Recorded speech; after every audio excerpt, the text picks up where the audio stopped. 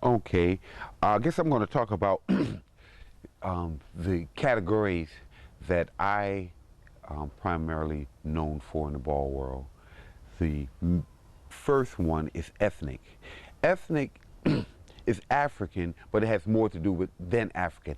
Ethnic is, it can be biblical and it can be of an international nature, like Asian, um, Arabian, so of that nature. But it's primarily African, of the African descent, Egyptian, things of that ilk, sort of biblical in extent that when you do an ethnic costume, there are not any modern ethnic costumes. They're only updated ones. So they usually looking for something from as far antiquity as you can go back with ethnic, which is a costume.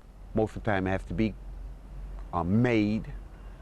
So that's part of the category system that I worked at. And then I've walked futuristic, and futuristic bizarre several times.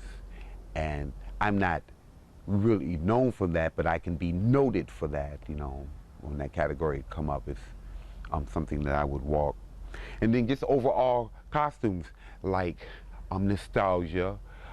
They may want a costume anywhere from the 19th century, 1850 on, something from 1850, something from the 1920s. They'll say, we want nostalgia, the 1920s, or the 30s, or the 40s, or we want nostalgia, a costume anywhere from the 20s to the 60s. So it's a set period nostalgia, what they're looking for from head to toe, how a person would look during that time. So that's nostalgia. That's a costume that's either made or you go somewhere to and put the look together to look like a girl from the 50s or a messenger from the 30s. So that's nostalgia. Peeling, peeling, and more peeling is the name of the category. They say it 3 times, peeling, peeling, peeling, and more peeling, because it's usually a category that requires 3 outfits to overlay each other. They want you to appear in one costume and take off the outfit, the complete outfit, in front of the audience, to be dressed in another outfit, to take off in front of the audience, to be dressed in the third. And it's usually 3 outfits. They usually say, we want you to peel from orange to lime green to yellow, which is the category that I walked in one in. I had a whole orange costume, and under that, after I took everything off, I had a lime green, and under that, a yellow. So it's a form of stripping. They don't expect you to strip down to a G-string or any kind of sexual stripping, but it's a costume fashion stripping. So that's peeling, peeling, and more peeling. And then they have categories like Mardi Gras, which come from Mardi Gras. So they'll give the costume category a theme, and you follow it as best as you can. Most of the time, if you don't know about it, you should or know how to do research on that to come as authentic as you can with props, jewelry, any kind of hat, shoes of that period. So that's the costumes. Doing a costume for a ball is like mini research for a play or a movie. You're not researching several characters unless you're doing a production. You're not researching how a whole court will look, but you're researching how you will look in an Egyptian court as the prince, in an Egyptian court, or an ambassador. You have to find out how that person looks, what they wore then, as much of their mannerisms and air as you can bring with it, their makeup, their jewelry, if there were some weapons or props involved. You have to get all that together. So it's like research. It's really very much like theater movies, just a miniature form of doing theater and movie. It's minute movies and minute videos, because these categories come and go so quick. A lot of times people don't rehearse. If They've been involved in balls. They know their movement.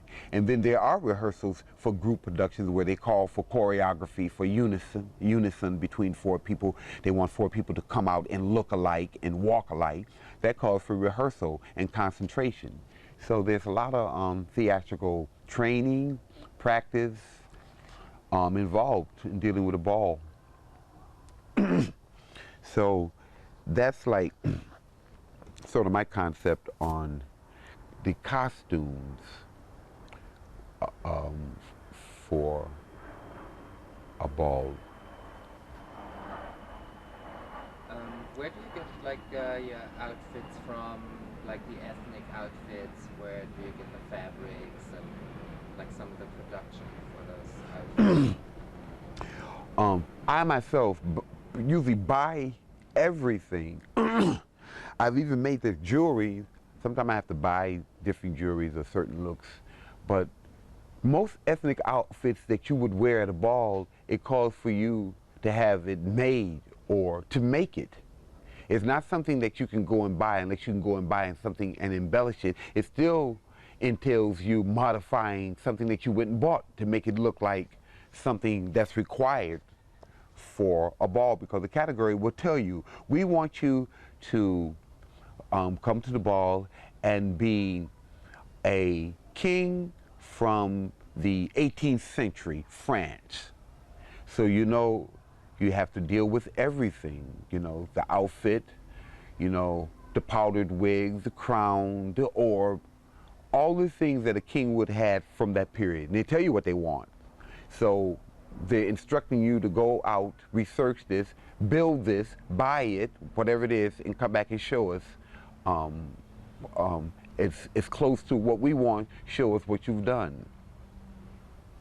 So, me myself, I'm constantly making costumes and looking around for different pieces to add to costumes, and jewelry and beads and trim and ribbon and fringe and buttons and all kind of stuff to eventually get the look I want for whatever.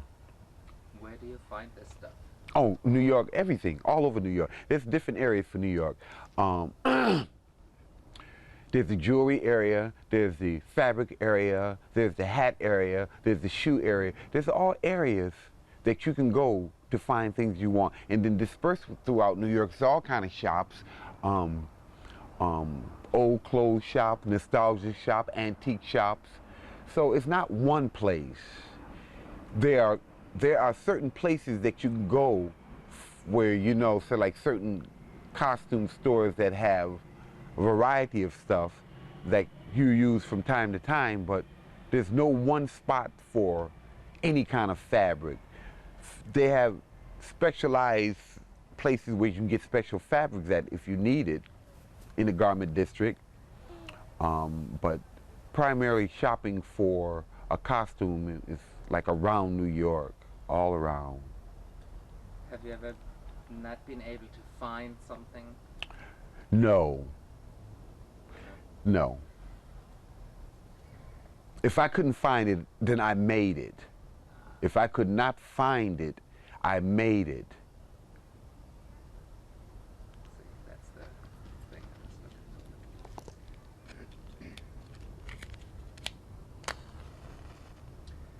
for. Talk about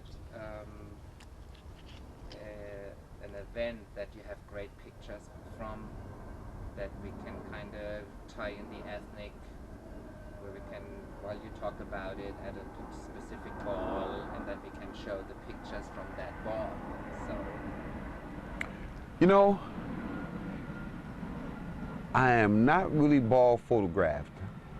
They don't photograph me, or I don't see pictures of me too much as ball. As many productions that I've done, which is a lot, I have no complete productions of pictures. I have some pictures of me individually, but none of my productions, unfortunately, no. I have no productions of, it's one thing I can't prove that I've done. I've done it, but the productions of, I have a videotape of the LaBeija Ball, and the videotape, the opening where I created the whole scene where Pepper was brought out on a litter. Were you at that ball? I did that whole production, all the costumes, all the props, everything that everybody had on. That's on videotape. So I have that. That was my video, I guess. That was the last. That you got from Malcolm? Well, Malcolm has a videotape of it. Is that the tape that Malcolm has? Yes. You have that? Yes. I need a copy of that too, a clear copy of it. Yeah, I did. I just need the. When they carried the Right. out. All the neck pieces, everything I did. The witch doctor, the dancing girl, all the ambassadors, the slaves, the soldiers, everything I did. Everything, the neck collars, the spears, the headdresses, everything in that production I did. The only thing that I didn't do in that production was Pepper's headdress. But I did her gown, I did her neck collar, but her headdress, she had someone else do. That's the only thing in that production that I didn't do. And we have fabulous footage of this. So you have something now to show. That's my that's what I consider my ethnic, my biblical, my ancient, my antiquity look. Cool. And I also have you in one of the outfits, like a warrior or Recently at the Legend Ball? no, that was probably a couple of years now in Brooklyn at the Y. A warrior. Like soldier, but in Do you remember the color? silver. It was like silverish. I Was think it the that's one in in the one of picture? the pictures, Yeah. right? Yeah, that wasn't, was that, did I wear that? I can't remember if I wore that in Brooklyn or not. I may have. I may have worn it in Brooklyn because I've worn that. I did wear it in Brooklyn, yeah. And then I wore it. Talk about that specific costume because I have great footage of that, of you, so we can. And then I have the pictures of it. Right. That costume, I made that costume for the Revlon Ball, but here's what happened.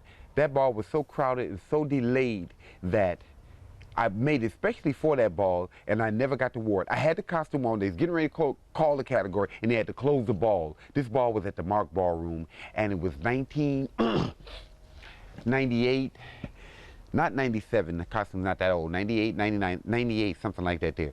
And I never got to wear the costume, so I wore it again in competition at that ball you're talking about in Brooklyn that you have footage of, and then I just recently wore it again for the last time at a ball because I don't wear costumes 2 or 3 times. Nobody usually does.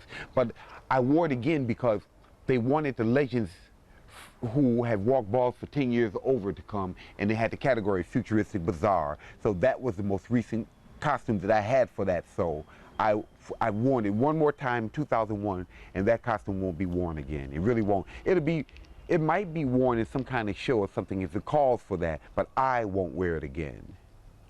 What's the name? Is it like, do you have a name for this? No, it was just a futuristic costume, futuristic. I didn't place a name on that, but futuristic warrior, because I have a shield, I have the axe. So some futuristic costumes call for a prop, and sometimes when they ask for futuristic military, you have to have some kind of weapon. So. And you designed that? Designed and made. How do you come up with these ideas? The ideas I come through from the ideas myself, I create them, but it stems from what the category calls for. I read a category and it's describing something, and then I begin to get the picture of what it's describing. A lot of my ideas, I would have never been able to think of a lot of the costumes that I've made if there wasn't a ball world to give me that theme. A lot of costumes I have are strictly for balls, made for balls, and they could possibly be used for something else far-fetched, but they came through the ball world, came through the idealization of the ball world, you know. Who comes up with these descriptions and? Everybody. The unseen. Like somebody that you know who's like really creative as far as putting. Well, I've written categories, and I've created categories, but the people who create the categories, it's usually like, say, Eric Christian Bazaar. He and I are not on great terms, but he's a great ball person. he does his own costumes and stuff, coordinates all his stuff, and I sort of believe he writes his own flyers. So he's a former writer. I think R.R. Chanel writes his own flyers because these people talk in a certain way, and they have a certain talent for speaking. So I imagine that they use that talent to, if not write their own flyers, to at least monitor the writers as to what they want. They create their categories, they idealize the categories, give the stipulations. So it's usually the main person in the house or the creator or the mother or the father of the house or the person that's giving the ball that has jurisdiction over the creation and the writing of the flyer.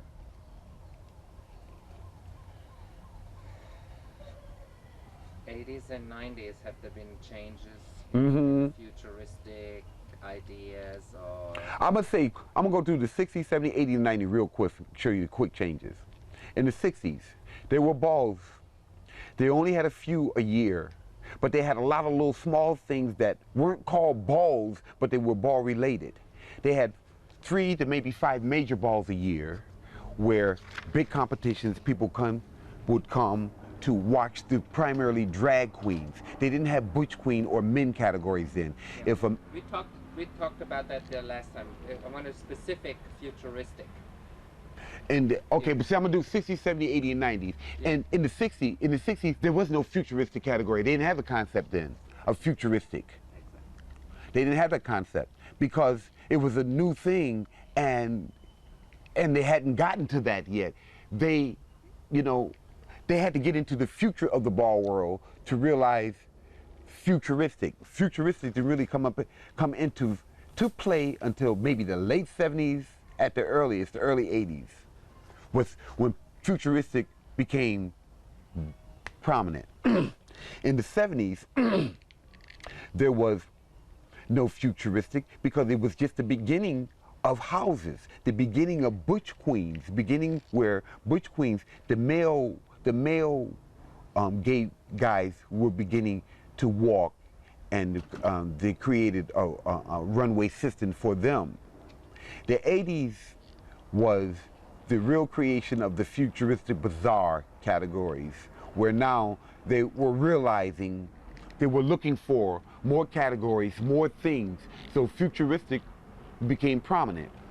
And then the 90s, futuristic was an established category dominated by different people. Well, Eric Christian bizarre, futuristic, but he was mostly bizarre, but it was dominated by a few people. I never dominated it, but I had control in it. I've won futuristic categories. I didn't win most of them, but I've walked a few times, and I was known. People would say, "Oh, I know you're walking, here's your category." When people say that's your category, that means you have some prominence in the category. You might not be legendary in that category, even though you might be legendary, you may not be legendary in that category. I'm legendary for ethnic. I'm really known for ethnic. When ethnic comes up and it says ethnic, then that's where I make my appearance. And in now 2000, we're in the future. We're in the future. So futuristic is so variety now. Futuristic, when it first came out, was primarily silver. Now futuristic has gone into a variety of looks and flares. Metallic, bronze, gold, so that's sort of like the history of the category futuristic. Now let's do the same thing with ethnic.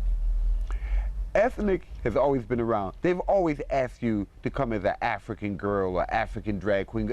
Drag queens were always with the African dress on because that was something easy to get into, something very quick. Ethnic has always been around due to the fact that black that's where the ball started.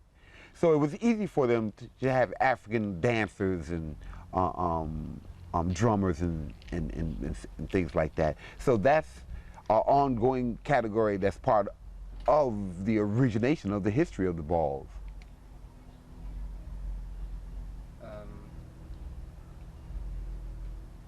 Is there specific colors involved in ethnic? No, ethnic is See, ethnic is, you know what it is? Ethnic is the cultural costume of a particular nation or time. Now, ethnic can be Chinese.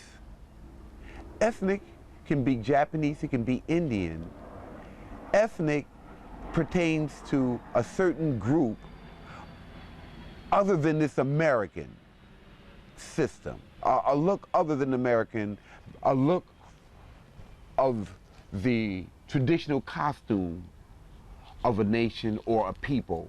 But it's generally taken in the ball world, in America, in black life, to be African. Though, if you go to a ball and they ask you ethnic, they'll say, we want you, this is an ethnic costume. We want you to come either as African or Japanese or Asian or something like that. They will name the ethnics, varieties that you can come in, though it's basically, you will consider the African, because that's the natural one for black people to consider, you know, their traditional culture. But it doesn't only mean that. Ethnic is universal. The costume, not the new clothes of what people would wear now. And mostly, there are no new, the only new clothes is the American clothes. But most traditional clothes have an origin that goes back a long time. What inspired you to get involved in ethnic? Why did you pick ethnic? I didn't pick it, it picked me. It was something that flared out at me, and then they usually had an ethnic costume, so it was something that was constantly available.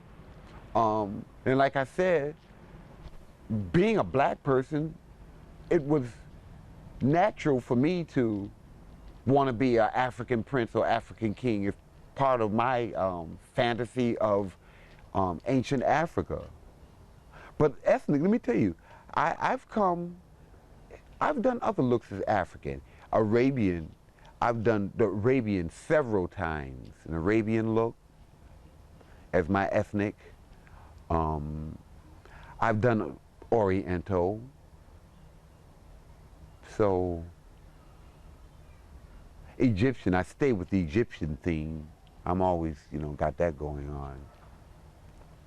So, the ethnic, and a lot of times too, ethnic is biblical. You know, they want that antique look that goes back primarily to biblical times, as far as you can get, you know. And I'm usually, you know, try to stick with the biblical, dealing with Christian, the house of Christian, and like that there.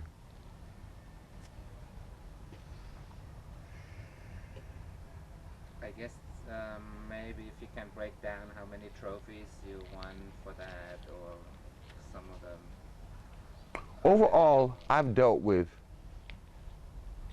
150 trophies and awards I've gotten for actually being in categories, right, and winning, or winning first place. They used to have first and second place trophies. I won grand prize for first place, and then awards. I've gotten awards, not being in competition, but getting an award, you know, from someone, from some house. I've won major awards. I've been presented with major awards. So altogether, considering awards and trophies that I've won, about 150. Now I have maybe about a little over 100, because I had a fire a few years back and I lost a lot of trophies. So I think, say, like, if I say you've handled $800,000 in cash, I've handled 150 trophies and awards. But there's some people who've gotten 300 trophies. Andre Mizrahi's easily have 300 or more trophies.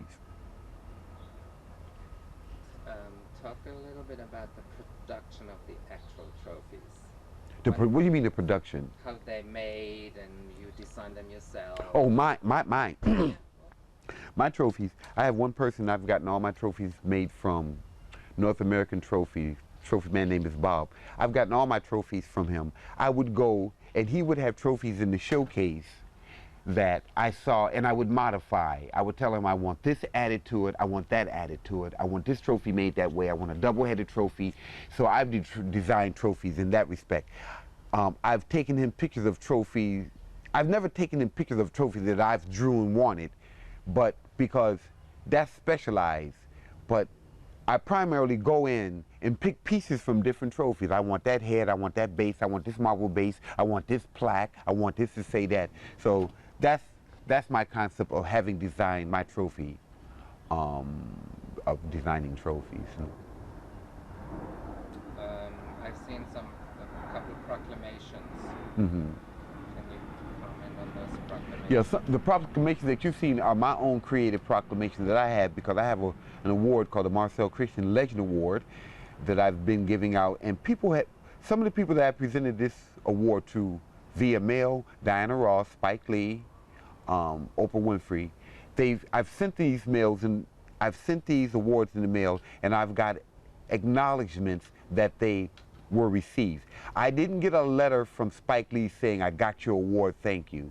But I sent the letter out, and I got a return receipt that this package that you sent was accepted and it was never returned. So hopefully that through the system, that these people did get these awards. I've never met Spike Lee, I've never met Diana Ross, I've never met Oprah Winfrey to say, here's an award from you. They've never come anywhere to get them. Most of my awards have been given out to, at balls. The bulk of the legends on the balls have received, and over the past 10 years, I've given out over 300 awards. And why are you giving these awards? Well, it started out that 1990 I was going to give a ball. But I had the money to deposit, I was going to make the arrangements, and it was at Trax then, that was a known ball house then. It decided at the beginning of 1990 not to give any more balls. Just when I was going to do the first ball of the new decade, the first ball of 1990 it was set for January of 1990, the first ball. They decided the new policy in 1990, they wasn't giving any balls. So instead of giving the balls, I had, in fact, made a deposit on trophies. I hadn't designed the trophies yet, but with that deposit, I decided to give awards. I created an award called the Marcel Christian Legend Award. And I started giving awards. And so every year I started giving awards after that. But I didn't start out like creating an award. It came because of a failure of something else. Then this idea, I said, well, look, Marcel Christian, because I had preliminary flyers and stuff that I was going to give a ball. So I wind up creating this award, giving the award.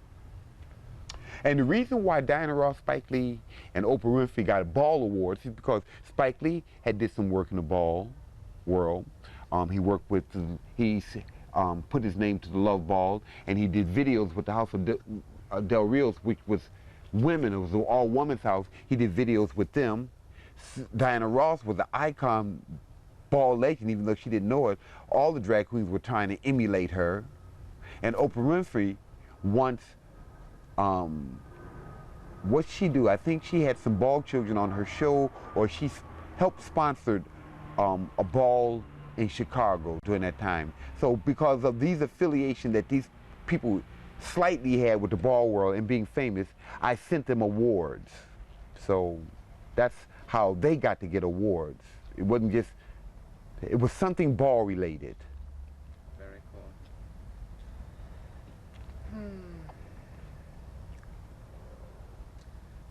There's another subject I would like to talk about outside the balls, your 9-to-5 job. Okay. And how you help the community in that way. Well, I don't know if it's so much as the community, but it is the POW clientele. I'm a caseworker for the Division of AIDS Services, so all my clients are POWs. And what specifically do you do there? I'm a caseworker. You know, I process for housing for them, for their needs, or I find apartments for them, help them with a lot of their problems. Lots of things I do, you know, if they get children, help them with their foster care situation, getting children on the budget, getting housing for them, getting furniture for them, homeless people, help them find apartments, help them move into apartments almost, you know, process to get them what they need, process help them keep and get their food stamps. So it's a whole case work project working with the POWs. How long have you been doing that? PWAs, I'm seeing POWs. What's POWs? Prisoners of war. Isn't that terrible? PWA, people with AIDS. I'm saying POWs. But you know what? They are prisoners of wars. The prisoners of germ warfare. So I made a mistake in saying that the PWAs are not POWs because they are prisoners of germ warfare. Prisoner of warfare. But anyway, that's what I do. You had to ask me a question. What was that? How long you've been doing it? When and what inspired you to do it? Oh, I didn't inspire. I just got a city job, and I was working, and they closed down the agency I was working with, and so I decided to go with the Division of AIDS Services because it's field work. You get to go to the field and help people. I didn't want to be restricted in the office, and I don't misuse the field. I know it's there, and I'm able to go to the field twice a week and go out and see clients, go to hospitals, go to court with them, go to the hotels and visit them, you know, go to foster care centers for them, you know, try to help them with home care, going out to different things that you need to do for people. So it's the field work which inspired me to go to DAS because that's what's required as far as a caseworker. Do you think it's possible that I go on a trip with you, visiting maybe one of those agencies? No, because you would need a whole lot of approval. Oh yeah, and because it's such a confidential nature, yeah. Yeah. Good. Yeah, kind of figured.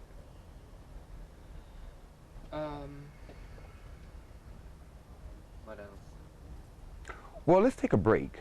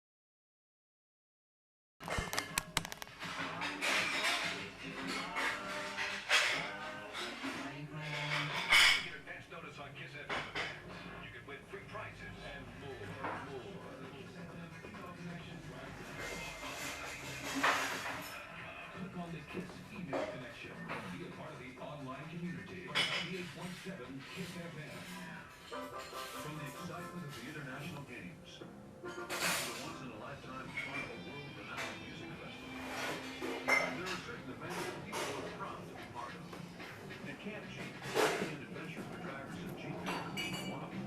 But the only way to get there is in a Tackle Anything Jeep 4x4. And right now, you can get into a capable Jeep vehicle of your own during the Camp Jeep sales event at your Jeep dealer, especially if you currently lease any SUV. Just turn it in. $2,000 in savings on a rugged and powerful Grand Cherokee Laredo toward a 330 lease for 36 months. Call 1-800-768-JEEP for lease details. Rest restrictions apply. Jeep is a registered trademark of Done with Pride. Okay. For 98.7 Kiss FM. New Jersey Quit Line. The counselor I spoke to really helped me feel like I was in control. When the baby was born, I was right there in the hospital. And when I held my granddaughter for the 677 or log on to QuitNet at nj.quitnet.com. I'm at Nordstrom with the anniversary. Let's see what the customers are saying about the biggest sale in Nordstrom history. Miss, how's your shopping going? Oh, this is the best sale ever. I cannot believe the great stuff I'm finding. It is really, really good stuff on sale. That's because it's new fall merchandise that's on sale. It's been temporarily marked down so you get this. Have you checked out all the great deals on men's and children's fall merchandise? Oh, see, that's next on our list. Yes, I promised my husband I would check out the Shoes for him, too. Oh, well, that reminds me. Aren't children's shoes on sale, too? Oh, they are. As a matter of fact, the new fall merchandise for children is on sale. You may want to get a jump on your back to school from .com. 98.7 Kiss FM, 71 degrees in the city tonight. Anyway, Mets and Yankees off tonight, Liberty off tonight as well. I guess nothing to do but just sit back, turn the radio up, and get ready to win. 98.7 Kiss FM. Get a chance for you to go to the big Blue Florida Mall, Arrowston Record, Kiss FM, R&B Cookout coming up a little later on.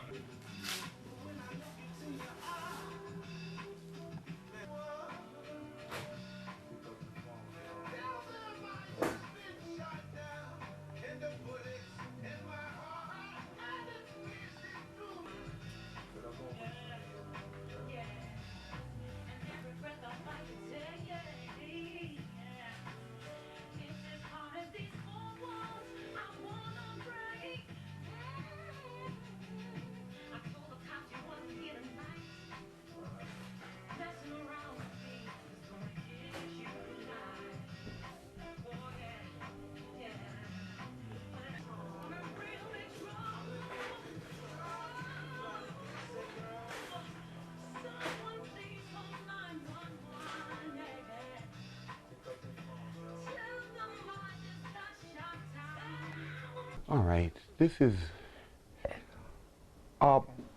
maybe approximately 100 trophies and awards.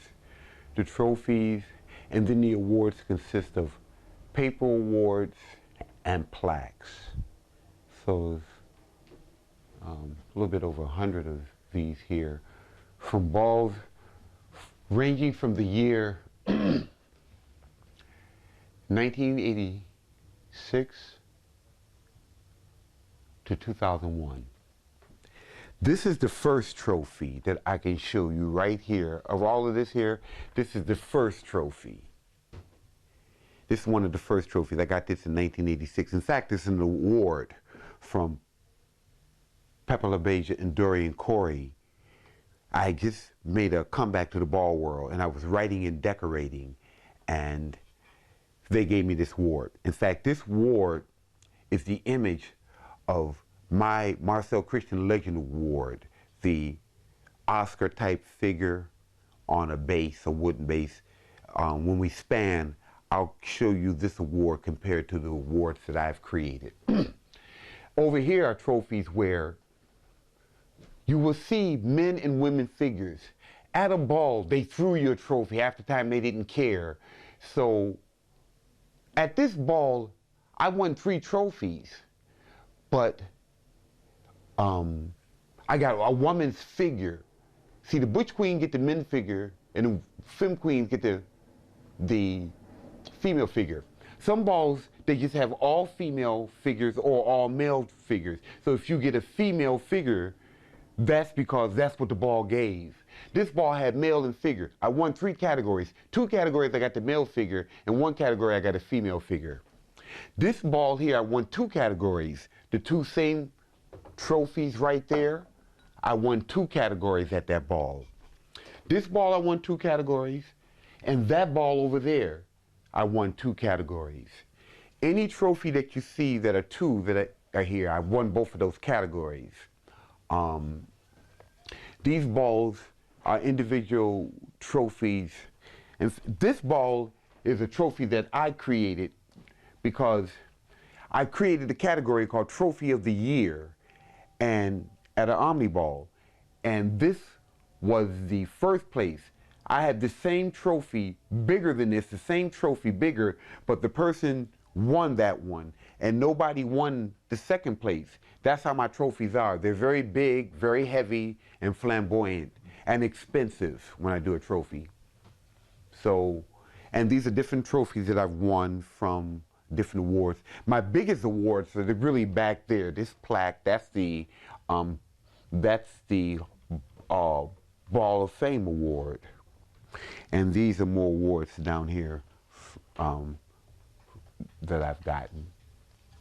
One second, sorry. Okay.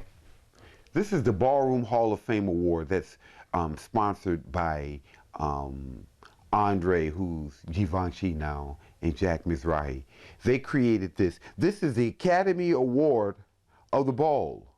This is the highest award that you can get, and it's given to people who've been around a long time. I think it was the 6th year I won it. It's an award that you're put into the Ballroom Hall of Fame. So it reads in the Ballroom Hall of Fame Awards, in recognition of positive achievement, excitement, and overall ballroom excellence, Marcel Christian will be honored with a very special award which will not only commemorate his accomplishments, but will solidify his status as a legend. So therefore, it is an honor to nominate Marcel Christian to the Ballroom Hall of Fame. So this is the Hall of Fame Award.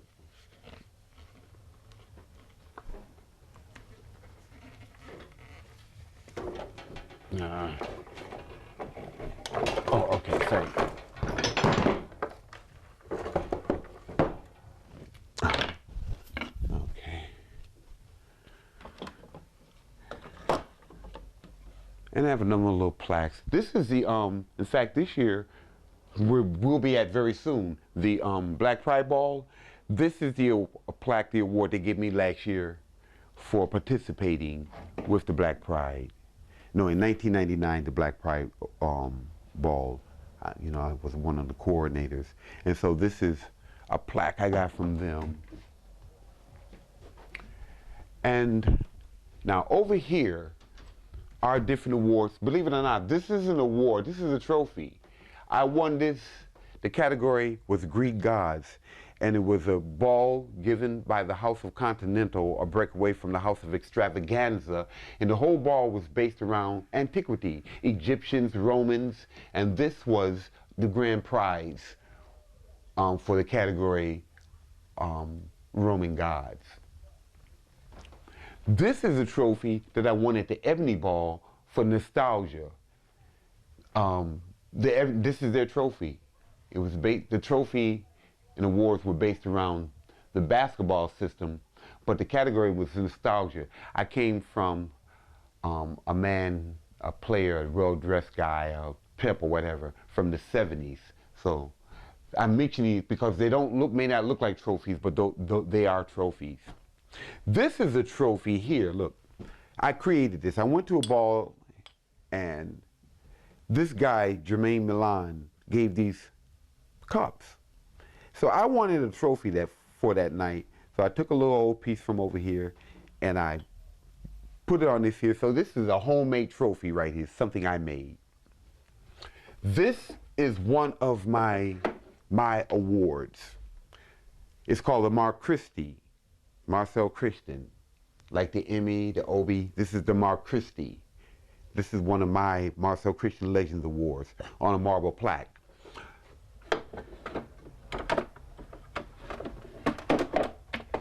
This is another one of my awards.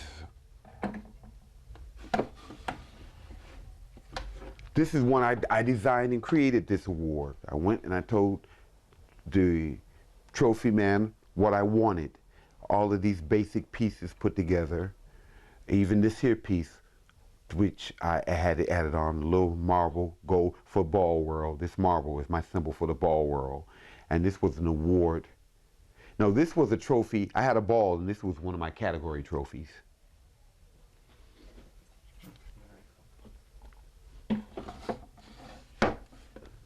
This is one of the original Marcel Christian Legend Awards. In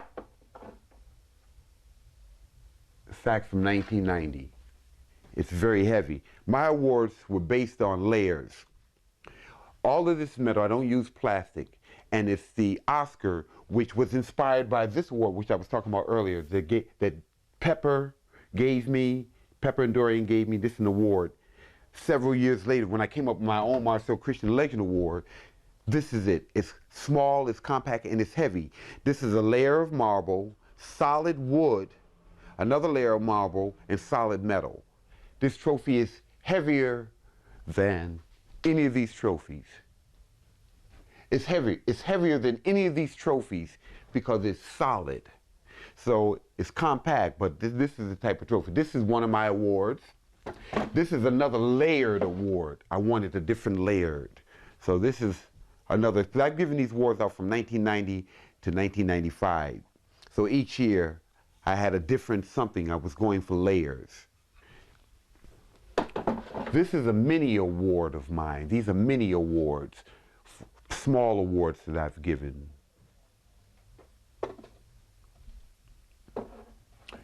And these are basically the different trophies from the different balls, different things I've done. Even this is a trophy. This globe here, see, right there, the trophy inscription. This is a trophy right here. This is one of the Mizrahi's balls. And this is one of my ribbons that I give when I give awards. I always give red, white, and blue because my birthday is July the 4th, so my color is red, white, and blue. And on the back of it, it says, Christian's birthday bash, 1999. I had a birthday ball, and I gave these out to people as awards. So this is one of my medallions. I give out certificates, which I have framed, or I framed them some kind of way, certificates, or medallions, or trophies. And I've given out certificates, medallions, and trophies as one award to one person. So I get a little flamboyant with the trophies. Because at the ball, there's so many cheap trophies that fall apart before you get home that I decided, well, if I give somebody an award, I want to give them something that they're going to keep and it's going to last. This is an award that was given to me by Smiley Princess, Avis Pendavis, who's gone, Dorian Corey, who's gone, and Pepper Pendavis. That was Ball Personality of the Year. For 1991, they gave me this award right here.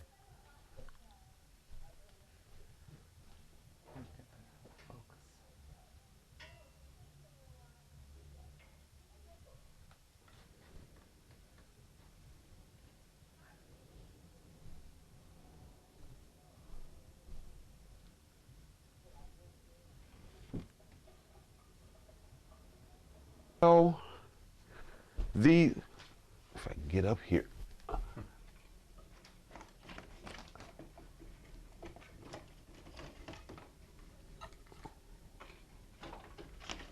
Other than these trophies and these certificates, these here, believe it or not, are scores. And the person who did this ball put the names of the people who judged them. Kevin Ultra Omni, Richard Ebony, Rick Revlon, Octavia St. Laurent, David Ultima, R.R. Chanel. And these were the scores for these judges at this ball. So there's all different kinds of scores. This is another type of score for the extravaganza ball.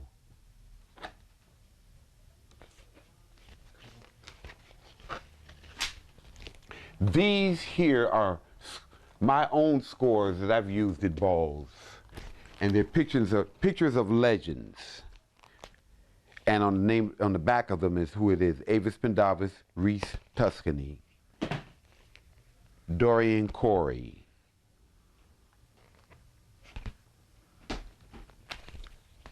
Avis Pendavis again, Mother Avis Pendavis.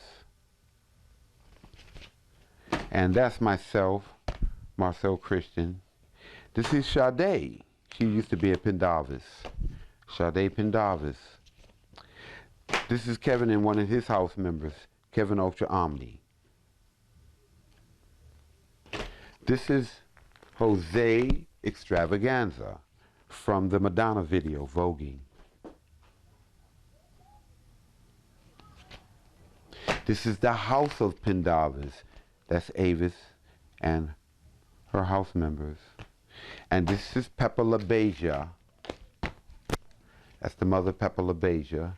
And this is a face legend, Ira Ebony Aphrodite. And these are scores that I've created. They were scores I had at a couple of balls, you know. So.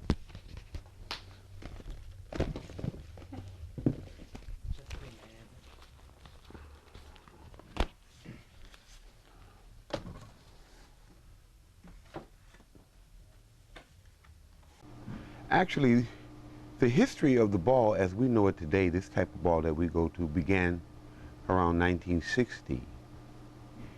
I went to my first ball in 1963, and I was 18 years old. And I knew that the balls had been established a few years before I went to my first ball. So to actually start or give a year was 1960.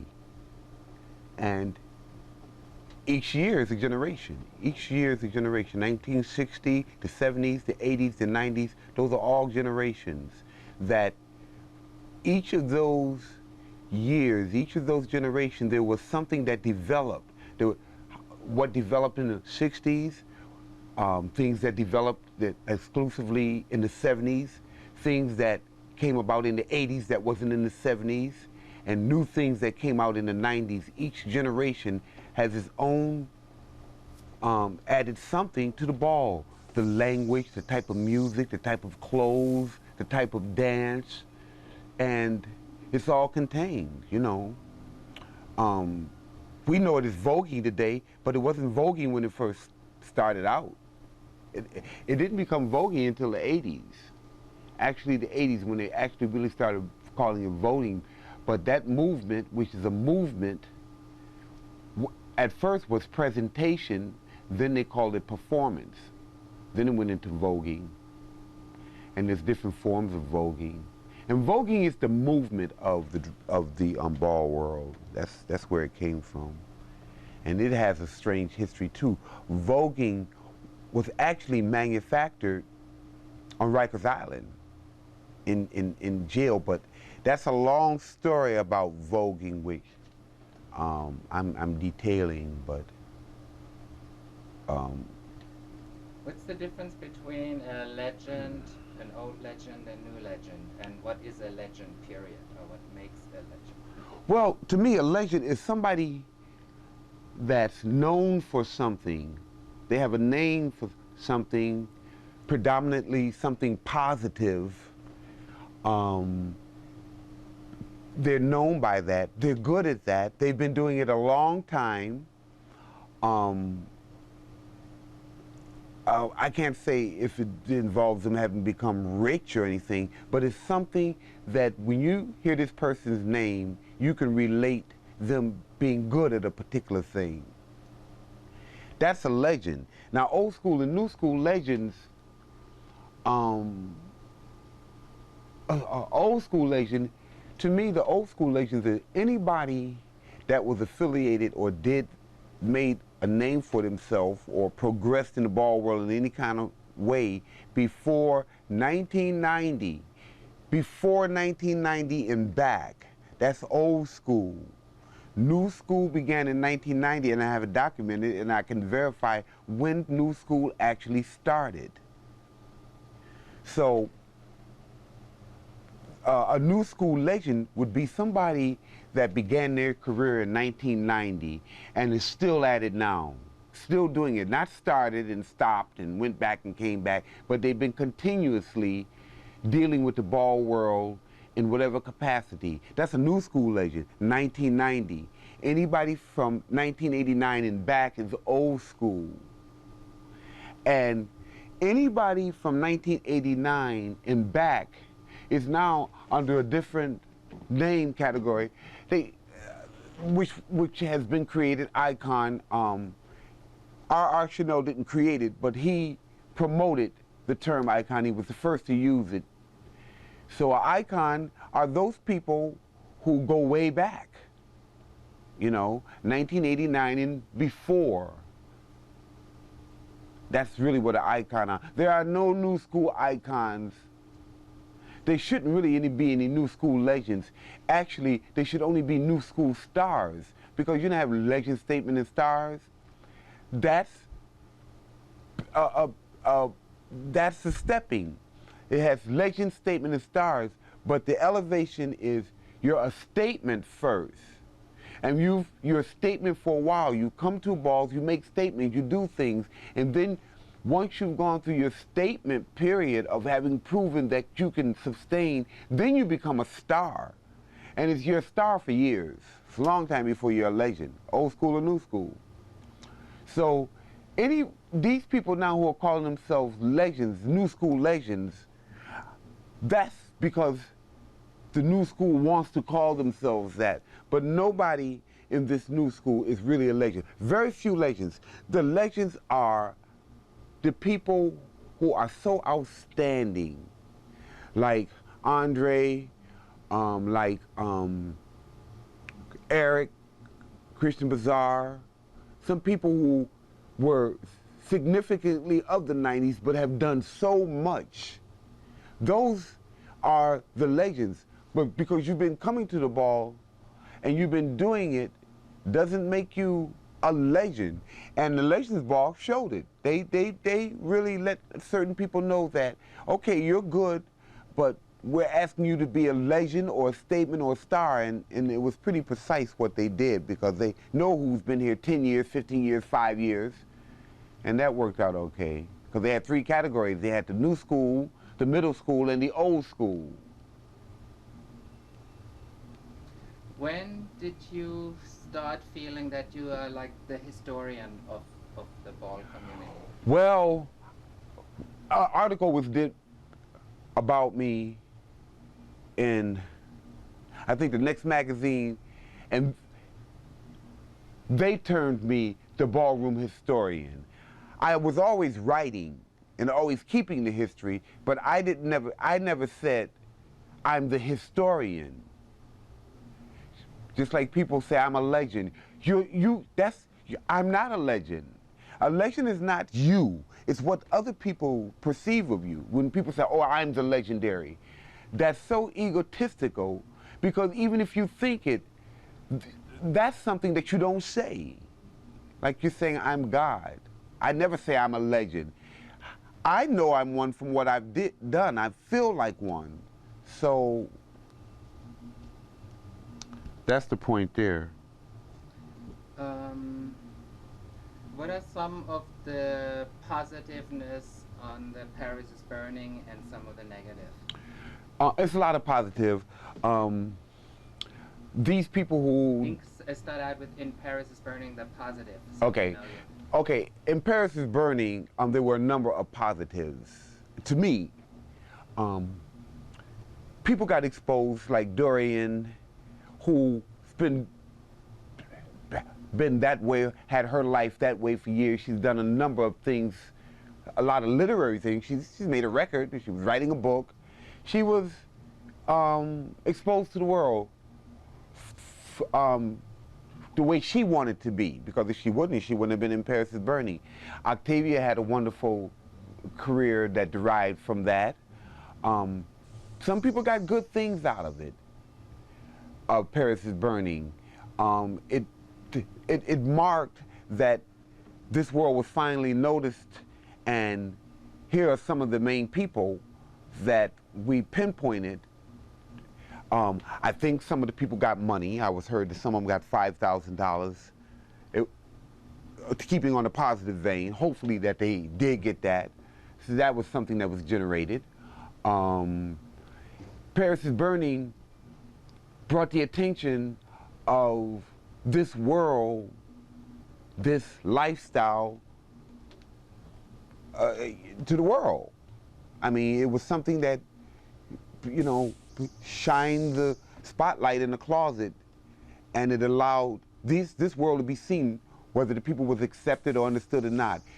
Every culture, every subculture, everything needs to be brought out and added to everything else to make all of this society mix in. I mean, Paris is Burning, it may not have made people who didn't know or like gay people like them, but they got an idea, more of an idea about them, where now Paris is Burning allow gay people to be more tolerated. If not loved, if not accepted, they're tolerated. Oh, we see Paris is Burning. Gay people are nothing no more. So that's one thing it did. It increased the toleration by exposing these people in this type of world to the whole world in general. It's a lot of other little good things that Paris is Burning. It brought people together. You know, it made people familiar with each other. Oh, you was in Paris burning, and it gave people a title instead of just being gay now or faggot. Oh, like straight people can now say, oh, you're from Paris is Burning's world. It gave them another something to say other than you're just from the gay world or the faggot world. And that's what it did. It lent another title to the gay world, the Paris is Burning world, the voguing world. So that's basically the positives. Now the negatives, as it goes on for me, there's less of the negative to Paris is Burning than it was when it created. When it first created, and the main thing is people's ego. My ego was knocked because I worked with Jenny Livingston fervently, you know, making them comfortable, doing a lot of different things when they were filming Paris is Burning. And she came and she filmed me, but she wanted to know who the thieves were. And she asked me, and I told her the information that she was asking me, I didn't think that she should ask me. I was a designer. If she wanted to ask me about other designers, maybe I could give her some positive information. But she wants to know who stole what and wore what to what ball and how much it cost and everything. And even if I knew that information, which I did know, it was 3 major thefts that she was talking about that she heard. Thefts that happened long before she came on the scene. She wanted to know, and I knew about these thefts, but I don't talk about the thefts because I'm not one of the craft people. I'm not one of the thieves. So there's nothing for me to say about that. I told her if she wanted that information, go to another person, a label person, a person that does that, and maybe she can get that information from them.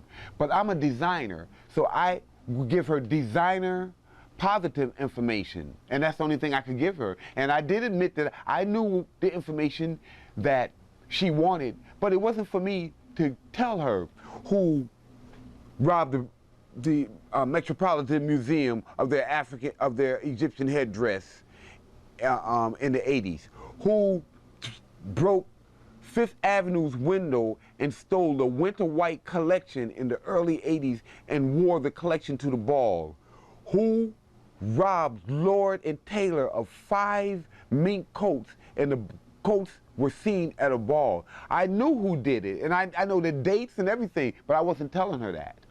Oh, I'm gonna write it in my book, but I wasn't telling her that because it wasn't for me to tell her that. So that's the reason why I believed and I was told that I wasn't cooperative. So everything in Paris is Burning was cut out. The few balls that they see me walk in and I was filmed, I was completely cut out. But it didn't matter. It didn't matter. Then it did, but it's not now. That was the negative thing, and that's really on me. The other negative part was people were saying, oh, she did this, or she did that wrong. But one thing with the film, when the film came out, and the gay and lesbian film, they had a whole big thing. It was dozens of films that came out, and this was one of them. In the brochure, Paris was Burning was advertised a film about prostitutes, welfare recipients, and messengers. That's what was actually wrote up in the brochure advertising Paris is Burning, and it was by Jenny Livingston. That's when I really had a thing against her. A book about prostitutes, welfare recipients, and messengers. A film about. That's exactly what was printed in the brochure describing Paris is Burning. And that's what I had venom against her, because she made this film, and now that the film was made and it was going to be put out, this is how she described it. And you know what? She was very lucky, because she came to Harlem in the Bronx 12 to 15 different occasions with camera crew, expensive camera crew, expensive equipment, and she was never harassed, she was never robbed, she was never beat up, and she was an all-white crew. And she was coming to Harlem on an adventure like that, and she was well received. People respected her and liked her and treated her well. She didn't do bad, except that, as far as some people say, some people should have gotten more money, I don't know about that, but that advertisement that she did in the Gay and Film review about Paris is Burning people being prostitutes from 14th Street. Oh, I mean, it was like, I was finished with her after that.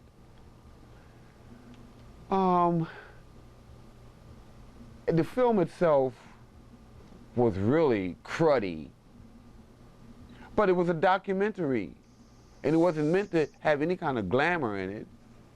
It showed the way it really is. The ball world is seedy. It's seedy, it's shady, it's corrupt, but it has that edge of people striving to be what this society let them be. Only what America allow you to be. That's this ball world. Every subculture was created because of America and its standards, who they wouldn't let in and who they kept out. And the ball people are people, black, gay people that were kept out of art society. And they found a way to get into the theater or to be models, you know, or to be dancers. And they made their own arena where they can do this here. You know, so that's that. Who are some of the, you said before there was the ball community. You said there was something prior to this. What was prior to the balls and houses? Oh, before houses. In the 60s, houses came about in the 70s. In the 60s, there were groupings of people, primarily drag queens. But they had some butch queen houses, but we wasn't considered houses. They had groups of gay men in the 60s that hung out in clubs, that formed themselves as clubs and went to balls, but they didn't get to the ball and say, we're the club of or we're the house of. It wasn't a recognized thing, the groupings of houses until the 70s. But they had drag queen groups, that drag queens, the Spanish drag queens. Like? And where did they meet? Well, the Spanish drag queens were from Spanish Harlem. I think they were called the Delightful Ladies. And then they had the black drag queens were called the La Chanels. And they used to go to balls and battle against each other, but only as those two groups, not as the house of. You understand? They only had 2 or 3 different groups of drag queens that went to balls. They didn't have any butch queens. They didn't have the term butch queen. It wasn't called femme queens then. They didn't have that term femme queen or butch queen. It was drag queens. When did all these houses pop up? The houses popped up in the early 70s. House of La Beja was the first house, I think like around 1973 or 4. They finally, they started the House of La Beja, and then other houses derived after that. And what do you think of the statements Pepe La Beja made in Paris is Burning? About what? What statement? Which one? Just in general, that he had the biggest house, the most successful house. And well, you know what? Then what he said was primarily true. Pepper was just using a little bit of ego, but you know what? The ego that Pepper was using then did come to the forefront because the House of La Beja now, these 10 years later, is still a major house. And it was the first house. So it's winding up not only being the first house, but an everlasting house. So when she said what captured me was she said everybody wants to be a La Beja, which is almost true because I'm a La Beja. I wind up getting into the House of La Beja, so. And who were some of the early houses after La Beja? Do you know the history? Yeah. There's 27 houses.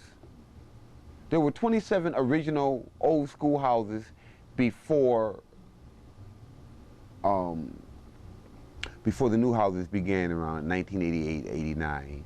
Extravaganza, House of Ebony, the House of Chanel, the House of Christian, the House of Princess, the House of Danka, the House of Exotique, House of Votique, House of, I said Extravaganza, House of Pendavis. In my history, I have all of that. So there were, at one time, you could name the houses, and after that, after Paris is Burning, after Madonna's Vogue, then people started creating houses. There's been over 100 houses created so far. Over 100 different houses have been created. How do you see Madonna as coming in and using the Vogue and exposing that? How did that impact the community? Well, it did good for the community because it really... Start out with Madonna. Huh? Start out with when Madonna came in. And Well, Madonna came in and found something that was there. I'm sorry. Madonna came in and she found something that was there, and she prospered from it. But I don't say Madonna prospered from voguing. Madonna did something, the next thing that came along in what Madonna has been doing, capturing trends and doing things. She really did wonderful for the House of Extravaganza, the great exposition and the money that they made taking them on tour. I mean, at one time I was saying, well, Madonna could do more for the ball world, and I had heard that she made contributions. One thing that I had wrote a proposal and never got through, I wrote a proposal that I think Madonna could have given a trilogy of balls.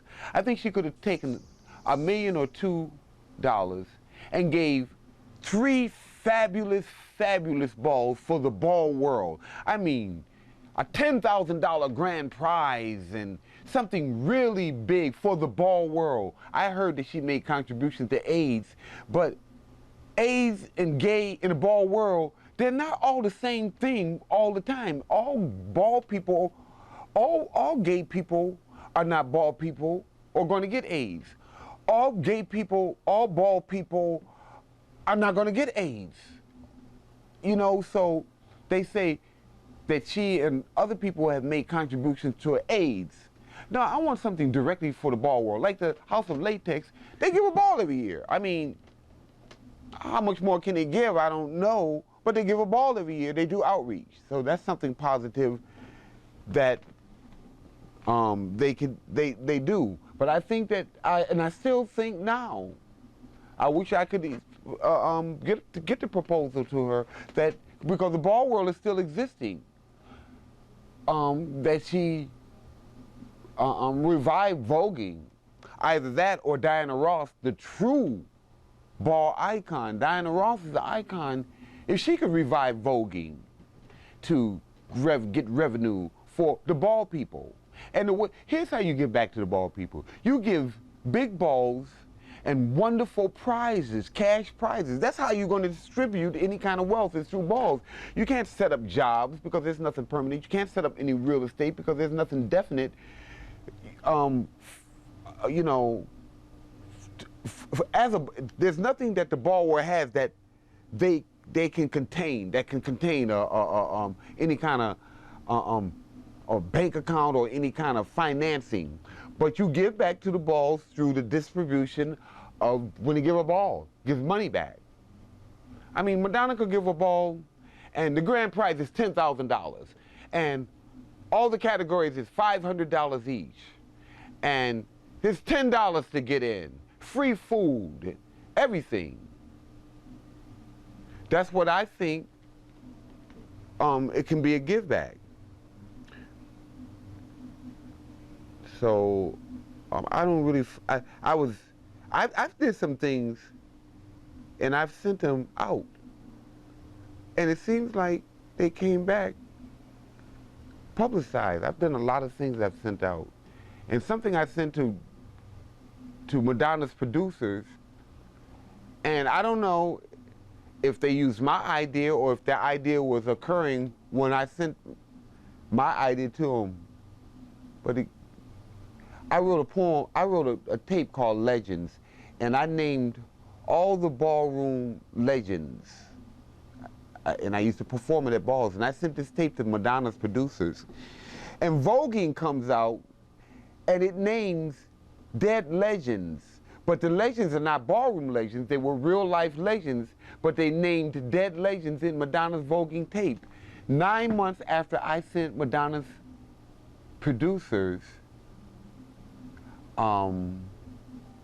I didn't send Madonna's producers. I sent them to the record company that produced Madonna's voguing tape.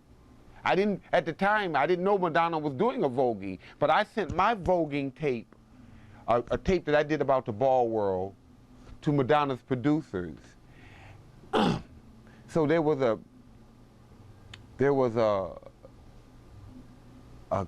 thing there. And then I wrote a story called The Grandest Grand March, where I set the drag ball world into the 17th century.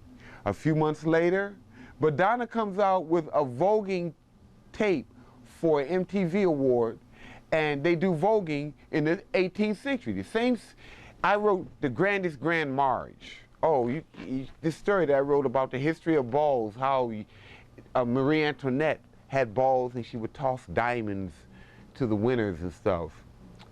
And lo and behold, here comes Madonna's. And the thing about it is, I used to be so far ahead of time, people used to tell me that I think time was catching up on me. I think a lot of things that I was doing or thinking or doing on a level had caught up. People had caught up with me and were doing them. I can't say that anybody stole anything from me, but it's so coincidental of how a lot of my ideas have come to the forefront very near the time that I exposed them. So. Wow, that's pretty amazing. Yeah, I have documented everything. Oh, believe me, I have everything documented.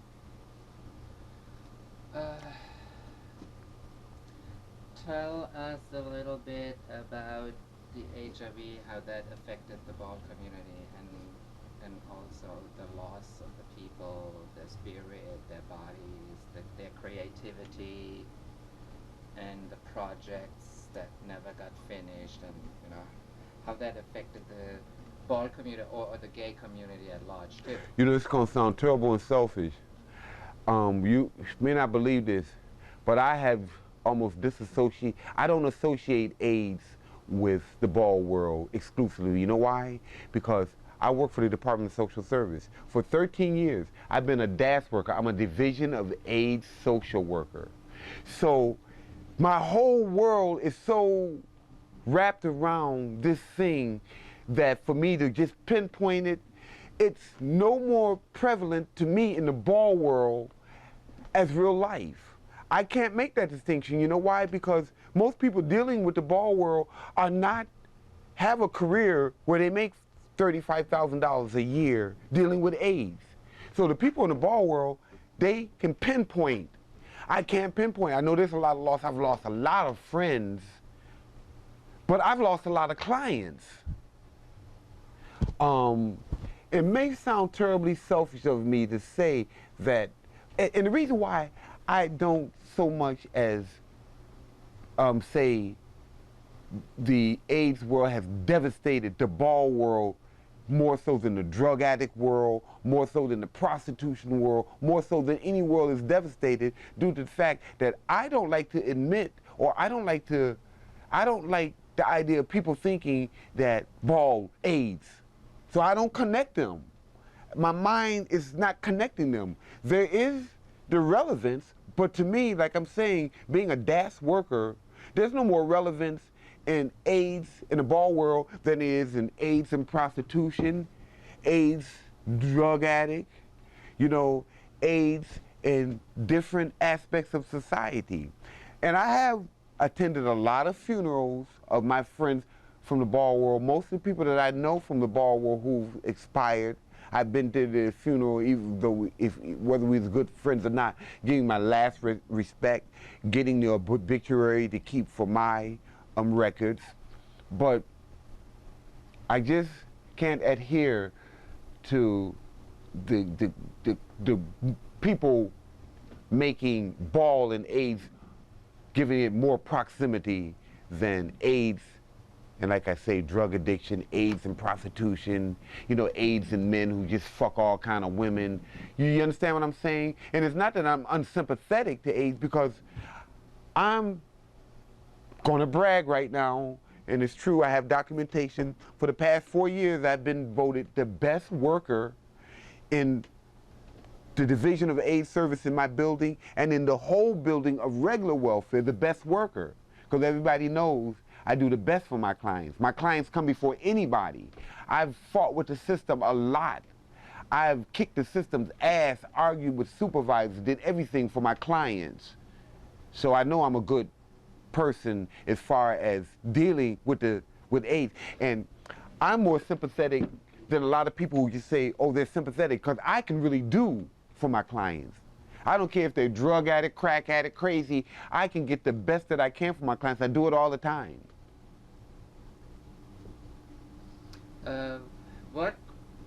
What is your position, besides the historian now, within the ball community? Certain categories that you're walking, what are some of your categories? Oh, okay. And your highlights? Right.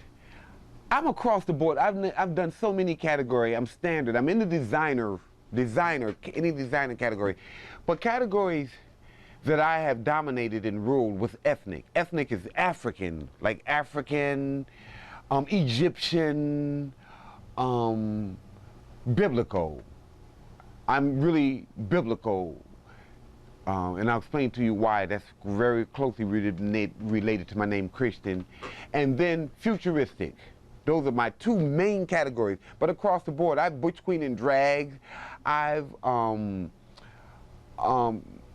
nostalgia, Mardi Gras. Oh, so many different categories across the board. But my main two categories is ethnic and futuristic.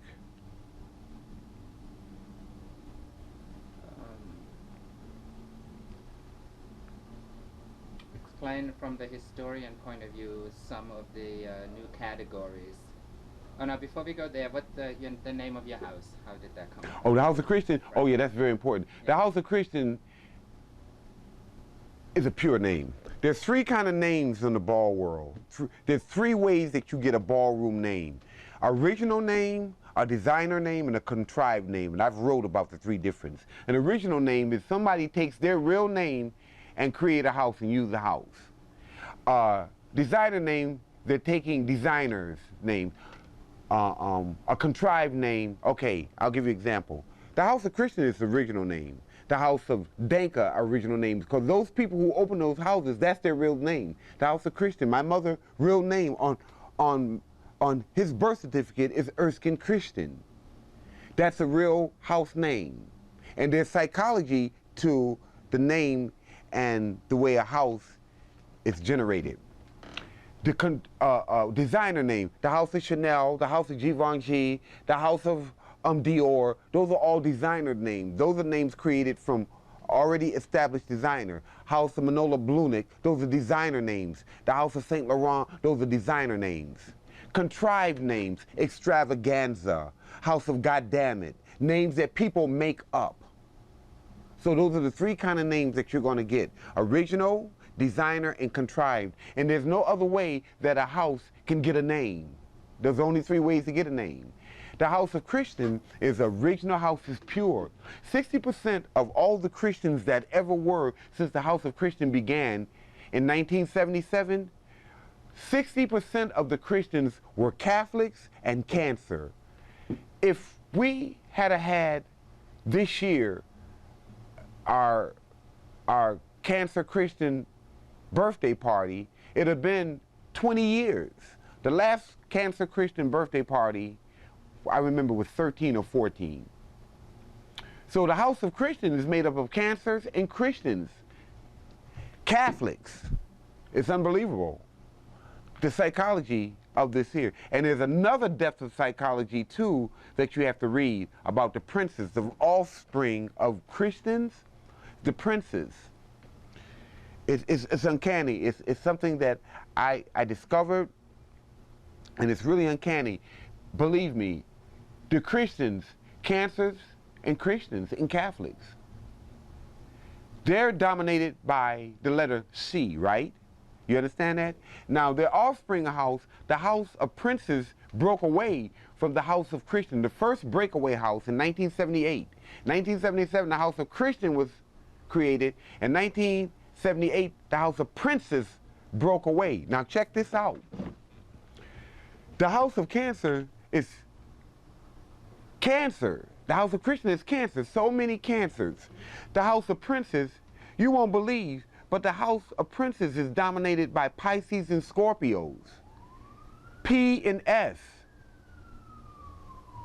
They're dominated. Most of the people who are in the house of princes, and it's been proven, it's been documented, are princes and Scorpio, are Pisces and Scorpios. Now check this out. And I created all this, and I didn't make it up. I created it, and I found it, and I researched it, and it's proven. Cancer, Pisces, and Scorpio are all under the same auspices of water signs. Now, check that out.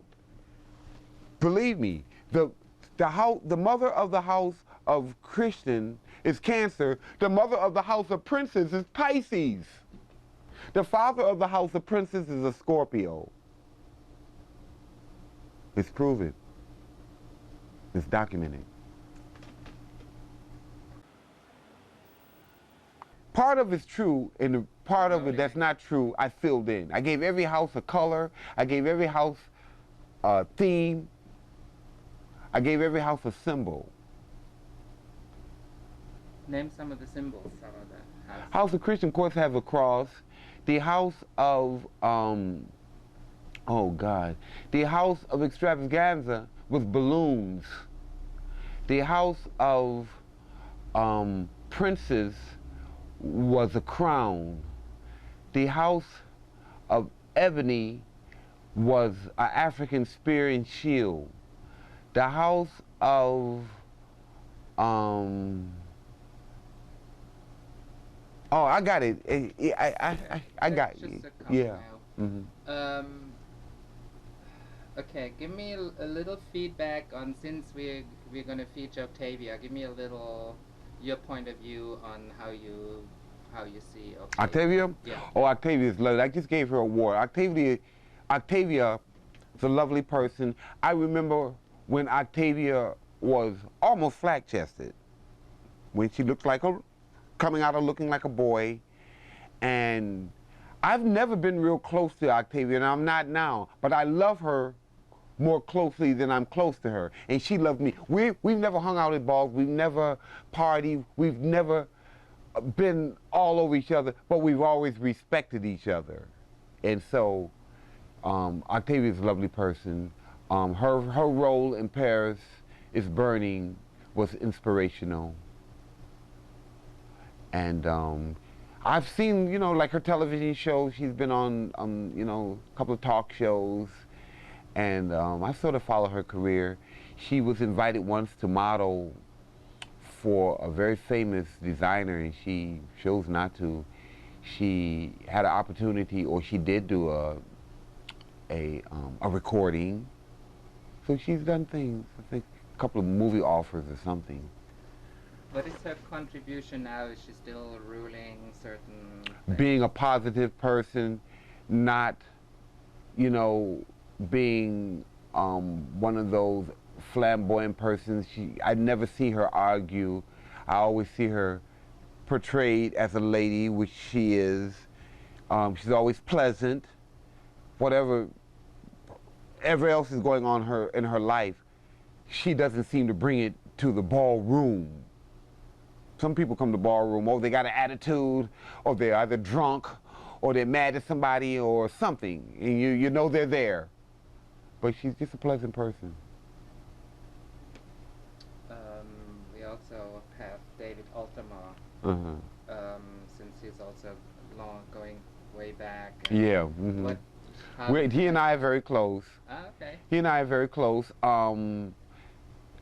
Started with David. Yeah, David Extravaganza and we're very close. We are. I speak regular with him, and Is he an extravaganza now? Why you call him extravaganza? Because he'll always be an extravaganza. Whatever house that you start in with, you'll always be that. You can change your name. He's Extravaganza Ultima, but like Octavia Saint Laurent Ebony. You're always that house that you were with longest. Like I'm Marcel Christian La Beja.